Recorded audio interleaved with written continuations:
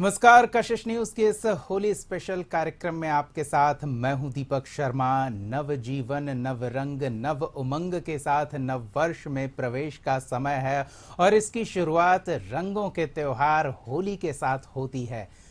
होली की शुरुआत होती है होलिका दहन के साथ। इससे कई मान्यताएं, कई परंपराएं और कुछ महत्वपूर्ण किस्से भी जुड़े हुए हैं। वो सारी जानकारी हम आपके साथ साझा करेंगे। वो शुभ मुहूर्त जिससे आपके आने वाले नव वर्ष में आपके जीवन में सब कुछ नया और बेहतर हो, रंगों की छटा जीवन में यूं ही चटकती रहे, इस कामना के साथ हम ये खास कार्यक्रम लेकर आए हैं। और हमारे साथ इस खास कार्यक्रम में मेहमान हैं हमारे साथ आचार्य कमलेश पंडित जी। आपका बहुत बहुत स्वागत है हमारे इस खास कार्यक्रम में।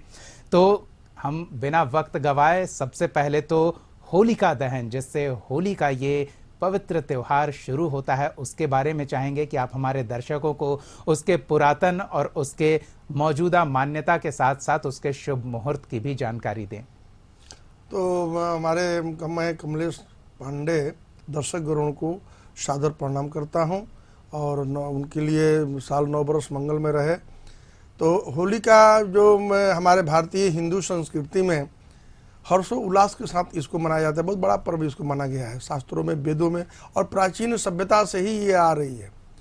तो होली जो है ना, ये बुराई पर अच्छाई का प्रतीक है। एकता और भाईचारे का ये संबंध स्थापित करता है और अपने गीले शिकवे को भुला करके लोग आपस में रंग उत्सव मनाते हैं। तो ये होलिका दहन जो होता है कि होली होता है, होली दूसरे दिन होगा, और होलिका दहन, तो होलिका दहन में साल जो रहता है ना, वो साल वर्ष जो है अंतिम होता है। अंतिम वर्ष में होलिका दहन किया जाता है। तो होलिका दहन कुछ ऐसे भ्रांतियां कुछ पैदा हो गई है, लोग यूट्यूब देख करके लोग कह रहे हैं कि 25 तारीख को ही रंग उत्सव होगा। रंग उत्सव नहीं, उस दिन तो पूर्णिमा रह रहा है। पूर्णिमा जब तक रहेगा तो वो दिन जो होगा ना, वो उसके लिए वो साल 2000 संवत, हमारा जो हिंदू संस्कृति के हिसाब से, पंचांग के हिसाब से फाल्गुन शुक्ल पक्ष को पूर्णिमा तिथि रह रही है। तो पूर्णिमा तिथि रह रहा है तो एक क्या है कि आपका जो तिथि है वो अशुद्ध है, क्योंकि होलिका दहन हो गया, छूतक हो गया। अब इसके बाद दूसरे दिन हम मनाएंगे 26 तारीख को। 25 तारीख को तो हमारा होलिका दहन का, 24 को होलिका दहन रात में 11-17 के बाद से 2-12-27 तक रह रहा है। तो अगर मध्यकाल से, रात्रि मध्यकाल से अगर उसमें अगर समय ज़्यादा हो गया, 5 मिनट ज़्यादा हो गया, तो समझ लीजिए कि जो तिथि है वो एक दिन बीच होकर के ही रंग उत्सव मनाया जाएगा। तो इसलिए हमारे 9 वर्ष जो होगा सो हमारा चैत्र कृष्ण पक्ष 26 तारीख को वो मनाया जाएगा शुभ मुहूर्त में, क्योंकि वो हमारा 9 वर्ष मंगल रंग उत्सव होगा। रति काम महोत्सव, मिष्ठान वगैरह बनता है, कुल देवी देवताओं के पूजन किया जाता है, जिससे हमारे घर में सुख समृद्धि और शांति बना रहे। और होलिका दहन से क्या होगा, हमारी नकारात्मकता जितनी शक्तियां हैं वो सब जल करके राख हो, इसलिए मनाई जाती है। बिल्कुल, होलिका दहन से एक विशेष किस्सा भी जुड़ा हुआ है। हाँ। भक्त प्रहलाद का किस्सा हम चाहेंगे उसके बारे में भी हमारे दर्शकों को। हमारे में हिरण्यकश्यप जो थोड़ा सा कम ही समय में बताना चाहूँगा, क्योंकि समय कम है, तो दर्शक गणों को हम बताना चाहेंगे कि होलिका जो थी ना, तो हिरण्यकश्यप की बहन थी, और हिरण्यकश्यप तो था अपने को भगवान मानता था, और उसको वरदान प्राप्त था, न रात में मरे न दिन में मरे, आकाश में न पताल में, कहीं नहीं मरे, उसको वरदान मिला हुआ था। तो अब उसमें भगवान की, नारद जी की प्रेरणा से उनकी पत्नी हिरण्यकश्यप की पत्नी के गर्भ में प्रहलाद को भगवान ने जन्म दे दिए, और जन्म जब दे दिए तो भगवान के भक्त, विष्णु भगवान के भक्त हो गए। तो कितना भी बहुत प्रकार से मारने की कोशिश किया हिरण्यकश्यप ने, लेकिन प्रहलाद पर किसी प्रकार के भगवान की भक्ति की वजह से असर नहीं हुआ। तब इसके बाद में, क्योंकि होलिका को क्या था कि अग्नि का वरदान प्राप्त था कि ये आग में नहीं जलेगी, ब्रह्मा जी वरदान दिए थे, इसलिए उसको ले करके और होली के दिन चिता में बैठ करके लकड़ी के काट जला करके उसमें लेकर के प्रहलाद को बैठ गई, और भगवान विष्णु के स्तुति करने लगे प्रहलाद, इसलिए होलिका जल गई और प्रहलाद बच गए। तो इसलिए होलिका दहन किया जाता है। और बहुत सारे मान्यता है इस पर, शास्त्रों में, वेदों में वर्णन किया गया है कि होलिका दहन का महत्व ऐसा है कि गोबर का उपल बना करके एक लकड़ी का काष्ठ पर चारों तरफ से गोबर की मूर्ति बना करके होलिका का और उसका पूजन करने से बहुत बड़ा लाभ की प्राप्ति होती है। उसे सुख समृद्धि शांति घर में आती है। जितना नकारात्मकता आपके घर में रहेगा, आपके शरीर पर रहेगा, तो वो साल वर्ष जो है ना अच्छा बीतेगा। उसका भी नियम है, उसका भी बहुत सारा प्रकार है कि कैसे करना है, कैसे जलाना है, क्या डालना है, जिससे हमारी घर की सारी परेशानियां, सारा नकारात्मकता निकल जाए। तो कुछ उदाहरण हमारे दर्शकों को दे दें कि वो क्या सतर्कता बरते ताकि आने वाला नया साल उनके लिए और बेहतर हो, खुशमय हो। हाँ, तो सतर्कता बरतना है कि वो जाकर के उस दिन उपवल जो होता है ना, गोईठा, जिसको हम लोग गोईठा बोलते हैं, उसको जलाएं, लकड़ी के काष्ठ ले जाकर के जला दें, तिल जलाएं, ऊँच करके सब परिवार जलाएं। इसके बाद में अगर जिसको रोजगार की समस्या है तो रोजगार की समस्या का समाधान करने के लिए वो हाथ में पीली सरसों लेंगे और पीली सरसों लेकर के और 3 बार घुमा करके अपने सिर से वो जो जल रहा है जहाँ होली 7 बार परिक्रमा करके उसमें डाल देंगे, तो वो उनकी जो रोजगार की समस्या है वो समाधान हो जाएगा। बिल्कुल, नकारात्मकता स्वाहा हो जाएगी और आने वाला समय सुखमय होगा। हमें नजर दोष की बाधा जिनको होगा, अगर मान लेते हैं नजर दोष की बाधा है, भूत प्रेत की बाधा लगी हुई है, बहुत परेशानियां हैं, बीमारियां हैं, तो वो काला राई जिसको हम लोग सरसों बोलते हैं, जिससे सरसों का तेल बनता है, तो वो उसको 3 बार घुमाएंगे अपने सिर पर, घुमा करके वो अग्नि में डालेंगे जहाँ जल रहा है, तो वो समझ लीजिए कि उनकी सारी बीमारियां वर्ष में ठीक हो जाएगी और कोई बीमारी उनको नहीं छुएगा। चलिए,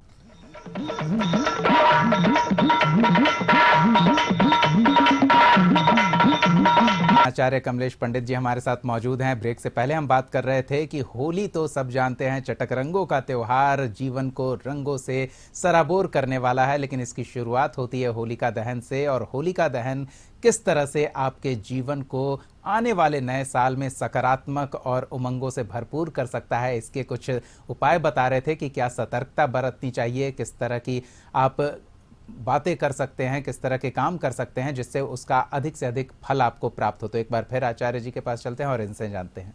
तो जो 25 तारीख को जो रंग उत्सव मनाएंगे तो उनकी नकारात्मकता रह जाएगी और वो साल भर परेशान रहेंगे, क्योंकि इसलिए कि उसमें पूर्णिमा तिथि आज जो रह रही है तो वो मतलब कि अशुद्ध हो जा रहा है, संक्रमण रहेगा, संक्रमण रहेगा। तो उसमें अगर रंग उत्सव मनाते हैं तो दीपक जी उसमें क्या होगा कि पूर्ण रूप से परेशानियां साल भर अच्छा नहीं रहेगा और साल में हमेशा परेशानी रहेगा, बीमारी होगी, रोजगार में समस्या होगी, हर कार्य में व्यवधान उत्पन्न होगा। तो इसलिए 26 तारीख को ही मनाना शुभ होगा, क्योंकि 26 तारीख के दिन हमारे हिंदू पंचांग में जो हम लोग बनारस का पंचांग को रखते हैं उसमें लिखा हुआ है कि रंग उत्सव जो रंग, क्योंकि एक होली होता है, होली का दहन हो गया, और एक होली जो रंग उत्सव, रंग में हम लोग लाल गुलाल लगाते हैं, इसलिए कि लाल गुलाल इसलिए लगाते हैं कि वो प्रतीक है, शुभता का प्रतीक है, बुराई को नष्ट करेगा, अच्छाई में लाएगा। और बसंत का संदेश वाहक होली जो है उस बसंत ऋतु का संदेश वाहक है, इसलिए होली जो हम लोग मनाएंगे रंग उत्सव तो वो 26 तारीख को मनाएंगे, क्योंकि 26 ही महत्वपूर्ण ही दिया हुआ है हिंदू पंचांग में, जो हम लोग का पंचांग जो हम लोग देखते हैं। और उसको बनाने से क्या होगा कि अब कुल देवी देवता के पूजन भी उस दिन करना होगा, क्योंकि कुल देवी देवता के पूजन नहीं करिएगा एकम तिथि को तो उस दिन आपके घर में सारे देवता नाराज होकर के चले जाएंगे, क्योंकि कुल देवी को पूजा करना आवश्यक है। कुल देवी भगवान विष्णु और श्री कृष्ण की पूजा होनी चाहिए, क्योंकि इसी दिन भगवान श्री कृष्ण ने गोपियों के साथ रसलीला किए थे, इसलिए मनाया जाता है। और भगवान शिव ने क्या किए थे कि कामदेव को भस्म किए थे। तो जब शादी हुई उनकी पार्वती जी के साथ, जब शादी हुआ महादेव जी का, तो वो क्या किए कि काशी में आए और काशी में आकर के उसी दिन से मतलब कि रंग वगैरह लोगों में लगाए, लोग इनको भगवान को भोलेनाथ को लगाए, तो उस दिन से रंग उत्सव मनाया जाने लगा। और हमारे संवत जो है, विक्रम संवत जो है शुरुआत हुआ, तो उस दिन से हम लोग 9 वर्ष मंगल में हम लोग उस दिन रहते हैं। अगर करते हैं तो हमारे सारे कार्य को सिद्धि होगी। देवी देवताओं का पूजन अवश्य उस दिन करना होगा, क्योंकि साल का पहला दिन है जी। और 2000 संवत 2081 का पहला दिन है। तो इस दिन पूजा भगवान का, शिव जी का हो, विष्णु भगवान का पूजा हो, दुर्गा जी का पूजा हो, हनुमान जी का पूजा हो, अपने कुल देवी देवता, अपने पितरों की पूजा अगर की जाएगी तो हम उम्मीद करते हैं कि उनका साल जो है अच्छा गुजरेगा। उस दिन मेवा, मिष्ठान, पकवान ये सब बनाया जाता है, खिलाया जाता है। एक दूसरे को भी खिलाइए, रंग अबीर लगाइए। सुबह में लोग धूल लगाते हैं, लोग मिट्टी लगाते हैं, और दोपहर के बाद लोग रंग लगाते हैं, गुलाल लगाते हैं। तो और उस दिन मेवा, मिष्ठान, पकवान बना करके लोग गिफ्ट भी प्रदान करते हैं, खिलाते भी हैं, और अपने गीले शिकवे को भुला करके जा करके अपने शत्रु को भी रंग लगाना चाहिए, उससे भी मेल मिलाप करना चाहिए कि हम लोग अपने जितने दुश्मनी है सब हम लोग भूल जाएं और हम लोग अच्छे से कार्य करें, कि हम लोग मिलजुल करके काम करें, जिससे हमारा समाज, हमारा परिवार, हमारा वर्ष अच्छा रहे, सौहार्द बना रहे, क्योंकि ये सौहार्दपूर्ण और हर्षोल्लास के पर्व है, खुशियों का पर्व है। आचार्य कमलेश जी, आपने बताया कि कुल देवी देवता की पूजा होनी चाहिए, देवता भी होली का त्योहार मनाते हैं। तो ऐसे में अगर कुछ विशेष कामना हो नए साल के लिए तो कुछ विशेष पूजा पद्धति का भी? पूजा करते समय एक बात ध्यान दीजिए दीपक जी, कि पूजा करते समय, दर्शक गण को भी मैं बता रहा हूं कि पूजा करते समय जिनके बारे में सोचेंगे उनको पूजा का फल मिल जाएगा, ये जान लीजिए। और हमारा शास्त्र कहता है, हम नहीं कह रहे हैं, हमारा वेद में इस चीज को वर्णन है कि गीता में भी कृष्ण बोले हैं कि आत्मो तो सर्वभूतेषु, सभी जीव मेरा वास है। और जो उस समय पूजा को, अपने मन को स्थिर करके जिस देवी देवता का पूजा करेंगे, जिससे वो मांग करेंगे कि हमारा ये मांग है, हमारी ये परेशानियां हैं, हमारा ये कष्ट है, ये हमारे पास आर्थिक कष्ट है, मानसिक कष्ट है, शारीरिक कष्ट है, तो वो निश्चित है कि उनकी सुनवाई होगी। क्योंकि साल के 9 वर्ष में सभी देवतागण जागरण अवस्था में रहते हैं और सभी याद करते हैं, जो उनका नाम लेगा उनको याद करेंगे।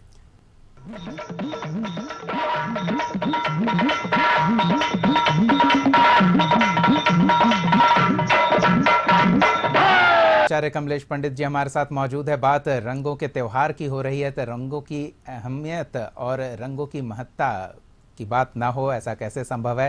तो आचार्य जी, हमारे दर्शकों को रंगों की कुछ अहमियत के बारे में बताएं कि कौन से जातक के लिए, किस राशि के जातक के लिए कौन सा रंग ज्यादा लाभकारी हो सकता है? मैं बताएंगे दर्शकों को वो जान लें कि अगर मेष राशि वाले हैं तो मेष राशि वाले को के लिए आपको लाल रंग, गुलाल, जो खुशियों का सबसे ज़्यादा माना जाता है, शुभता माना जाता है, तो वो अबीर जो है मेष राशि वालों के लिए लाल रंग शुभ रहेगा, बरस अच्छा बीतेगा।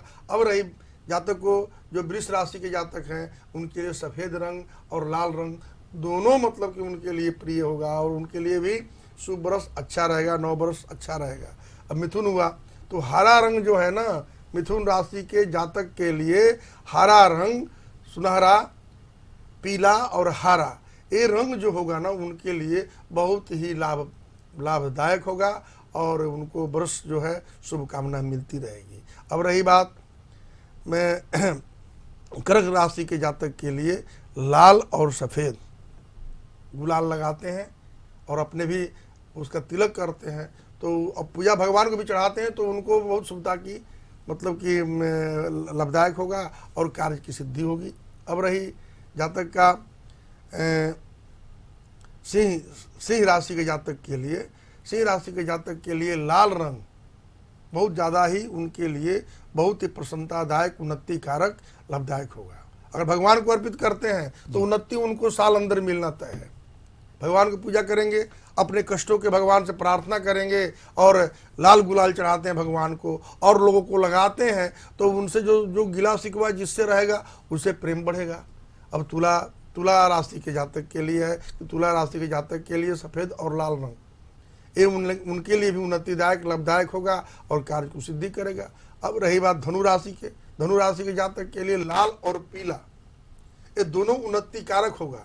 वृश्चिक राशि के जातक के लिए लाल रंग सबसे ज़्यादा प्रिय होगा, क्योंकि लाल रंग के जातक को बहुत भगवान, क्योंकि राधा को जब भगवान सोचे कि हम तो काला हैं तो राधा कैसा लगाएं, तो लाल रंग ले जाकर के राधा को लगाया, उस दिन से रसलीला का रचाए, उस दिन से होली का वहाँ मनाया जाता है। वृंदावन और मथुरा में होली का ज़्यादा त्यौहार अच्छा से मनाया जाता है, क्योंकि भगवान ने वहाँ मनाए हैं, भगवान श्री कृष्ण ने। तो अब रही जातक को मकर राशि के जातक के लिए हरा और काला, बैगनी, ये 3 रंग का मकर और कुंभ राशि के जातक के लिए लाभदायक होगा और उन्नति कारक होगा और शुभता का प्रतीक बनाएगा। भगवान को अर्पित करते हैं, शनिदेव को अर्पित करते हैं, गणेश जी को अर्पित करते हैं तो लाभ की प्राप्ति होगी। अब मीन राशि के जातक के लिए पीला और लाल है। पीला चढ़ाते भगवान को भी और अपने भी तिलक करते हैं और अपने मित्रों गणों को, अपने परिवारजनों को अगर उसका गुलाल को लगाते हैं तो हम उम्मीद करते हैं कि सारे ग्रह गोचरों का समाधान होगा और बरस जो है हर्षोल्लास के साथ खुशी से बीतेगा।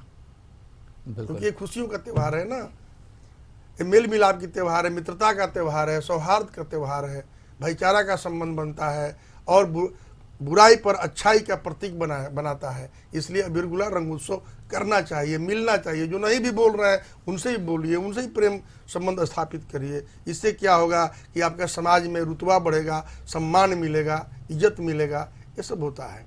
इसलिए रंग उत्सव हमारे 9 वर्ष जो है, क्योंकि यही हमारा साल का नया वर्ष है और ये नया वर्ष जो है इसमें क्या होता है कि लोगों से मिलेंगे, साल भी हमारा अच्छा रहे, खुशी खुशी से बीतेगा। तो साल आपका खुशमय हो, रंगीन हो और उल्लासपूर्ण हो। इसके लिए अगर आप इन छोटी छोटी बातों का ध्यान रखें तो आपके लिए काफ़ी फायदेमंद होगा। साथ ही हम चाहेंगे कि इस होली पर आप हमारे दर्शकों को क्या संदेश देना चाहेंगे?